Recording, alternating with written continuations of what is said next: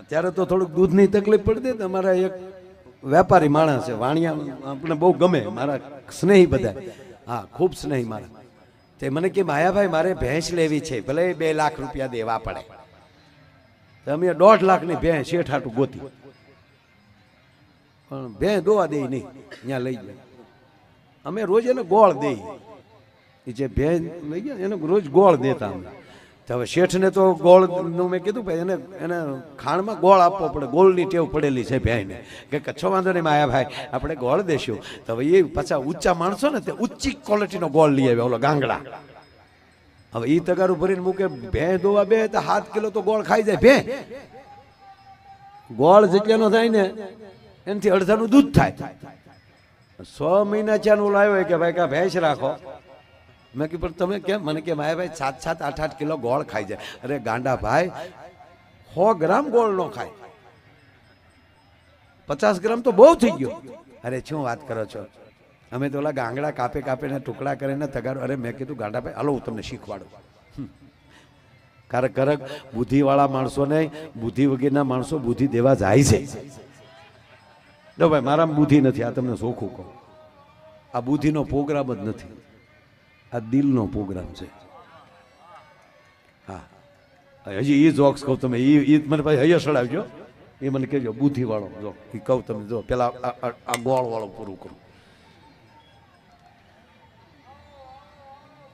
નથી આવવું હમણાં, નથી આવવું.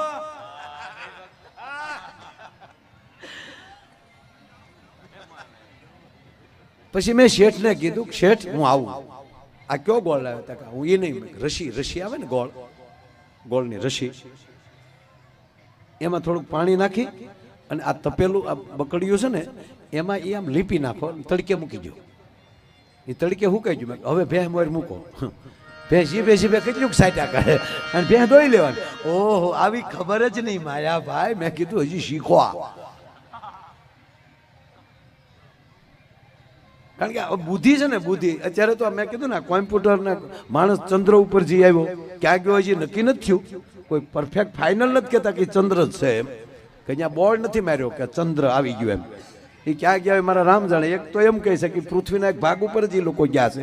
આવા લાટ તરક વિતરક આવે છે, પણ એ આપણો વિષય નથી, પણ આપણે નથી જવું. પણ કાંઈક કરે તો છે જ કેવડું ભાઈ.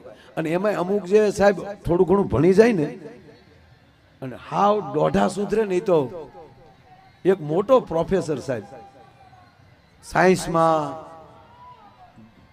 બધાયમાં, અર્થશાસ્ત્રનો માણસ,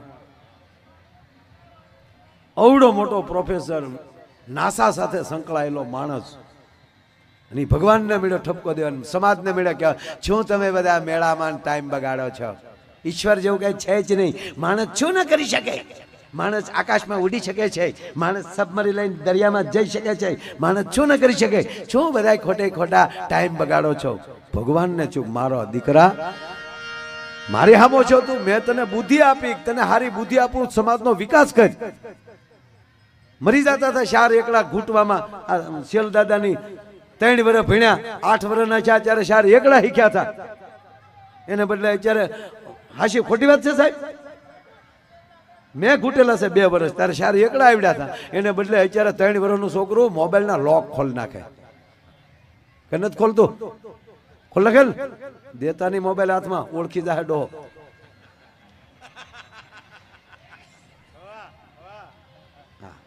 એક ભાઈ ઓફિસે બેઠા હતા ને તો જમરાજ આવ્યા. જમરાજે કીધું હાલે મોર થા. બોલો કે ભાઈ મારે હજી કેટલા પ્રોગ્રામ કરવાના છે, હું મોર થા કહું છું. જમરાજા કે મિત્ર તરીકે કહું, હાલ મારી હારે હારો નરીવો લઈ જાવો છે તને, હાજો નરીવો લઈ જાવો. કે પણ હજી મારો નહીં કહું છું હાલ. તક મારી ભૂલ હું? તારી ભૂલ એટલી જ મોબાઈલ તારો ઘરે રહી ગયો છે, લોક ખુલી ગયો છે, અને 2-3 મેસેજ આવી ગયા છે. તો બોલો કે તો આપણે નીકળી જવાય, આપણે હવે ઘરે ન જવાય, હમણાંમાં જ નીકળી જવાય એમ. કે ભાંગીને નીકળવું એને કરતા હાજો ને ટળી જાય. એટલે બોલો એ ભગવાનને મળ્યો ઠપકો દેવાનો. ભગવાનનો મગજ ગયો, ભગવાનનો જાય જ નહીં મગજ કોઈ દી, હોય જ નહીં એને. ભગવાન કે ચાલે મેં તને બુદ્ધિનું દાન આપ્યું છે કે જેથી કરીને તું સમાજ વચ્ચે જા અને માનવનું કલ્યાણ કર, એને બદલે તું મારે આમાં સેલેન્જ મેળો કરવા. ભગવાનને ચોકાને સર્કિટ જ ઉડાડી નાખવા દે. તો ભગવાનને સર્કિટ ઉડાડી નાખવે ને, આખી મેમરી જ વહી ગઈ. બસ આવું થઈ ગયું, મેમરી વહી ગઈ. ખરેખર નતું ભાઈ, આટા જ વહી પ્રોફેસર જેવા માણાના રોડે ચડે ચીજી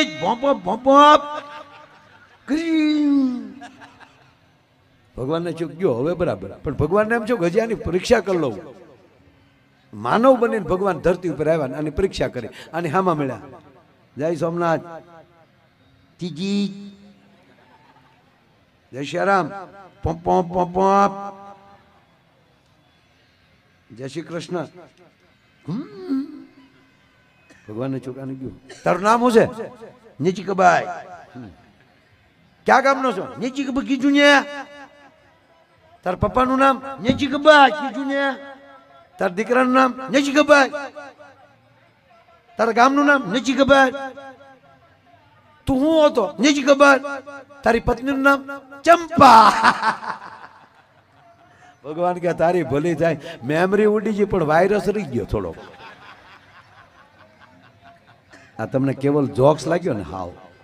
હવે સાંભળો, તમારા મગજમાં હશે ને તો ઈશ્વર કાઢી નાખશે, પણ દિલમાં હશે ને, હૃદયમાં, ઈશ્વરની તાકાત નથી, ન કાઢી શકે ભલામણ. એમ જેની સાથે રહ્યો ને એ દિલથી રહ્યો, હૃદયથી રહ્યો, મોજથી રહ્યો. કઈ વાત કરતા હતા?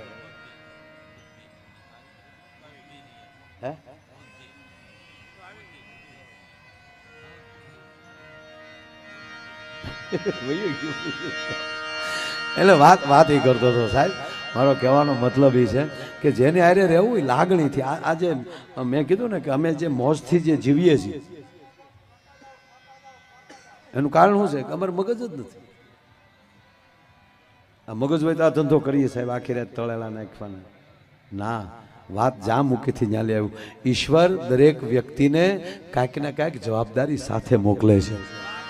હું આ દેશના કોઈ પણ ઉદ્યોગવાળાને જોઉં ને તો મને એની અંદર ભગવાનના દર્શન થાય છે. હું જરાય રૂડું નથી લગાડતો અને કાંઈ કોઈની ઘરે કાંઈ એવી વાત નથી કરવાની, પણ એક ઉદ્યોગપતિને ઈશ્વર મોકલે છે ને એમાં મને વિશ્વભરની દર્શન થાય. શું કામ? એક ખાલી 50 ઘંટી હીરાની હકારતો હોય તો એ 200 પરિવારની જવાબદારી માટે ઈશ્વરે એને મોકલ્યો છે. જા 200 પરિવારની તું જવાબદારી લઈ લેજે. આ રિલાયન્સ અને રતન ટાટાને તમે લઈ લ્યો, તેણે કેટલા પરિવારની જવાબદારી લીધી. એમાં ખાસ કરીને ડાયમંડ, બિલ્ડર લાઈન, હીરામાં તમે જુઓ 25 લાખ યુવાનો આજે હીરામાં કામે છે. કોઈ એવી સુવિધા કે 4 ચોપડી પાસ ને 5 લાખ રૂપિયા પગાર આપી શકાય એવું? અભણને 2 લાખ આપી શકાય એવી છે સુવિધા?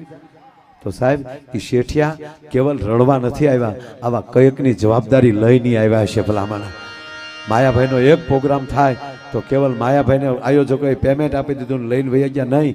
કેટલા પરિવારનું સાથે જોડાણ થયું છે. આ બેઠા છીએ અમે.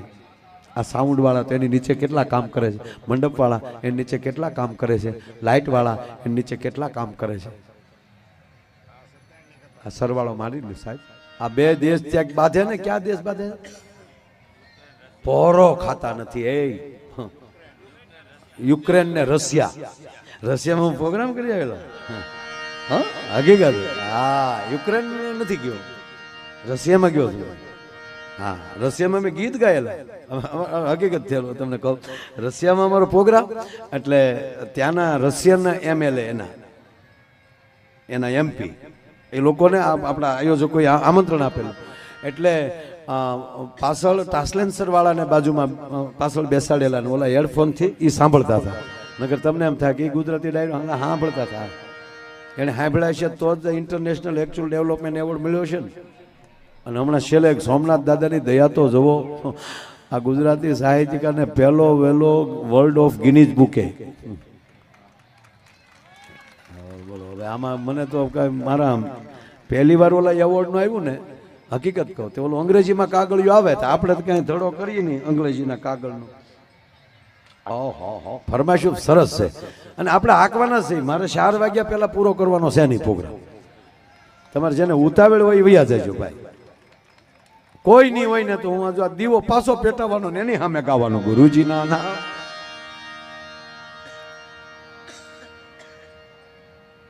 એટલે આ હું કઈ બંધ નથી કરવાનું. તમારે જેટલી ચીઠીઓ મોકલો એટલી મોકલો. હું આચાર જ છે મારામાં, સંહિતા નથી મારામાં.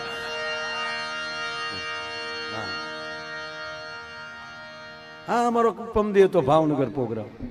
ઓહોના બધા હતા. કોણ કોણ હતા લાઈવ જોયું જ હશે. બધા મંત્રી હતા. આ કોઈ બંધ ન કરાવ્યું. અહીંયા કોઈ નો જ કરાવે, પણ આ તો મર્યાદામાં કે ભાઈ આપણે પણ નહીં. હું 4 વાગ્યા પહેલા બંધ નહીં કરું. મને માઇન્ડ તામ ચડ્યું છે. 3 વર્ષથી કોઈ અમને સાંભળ્યા જ નથી. ઘરે ઘરે બેઠા હતા ભાઈ અમે બધા કલાકારો. આ લોકડાઉનમાં શું કેવું છે આપણે તો જે સાંભળો આપણા ગુજરાતમાં કે આપણા ગામડામાં કે આપણે બહુ તકલીફ નથી, કારણ કે મોટા ફળિયા ભાઈ. એ ભાઈ કાંઈ નહીં તો વાડીએ જઈને બેહી ભેહું અરે વાતું કરી. ભગર હાલતી નહીં હે, ભગર માનતી નહીં હે.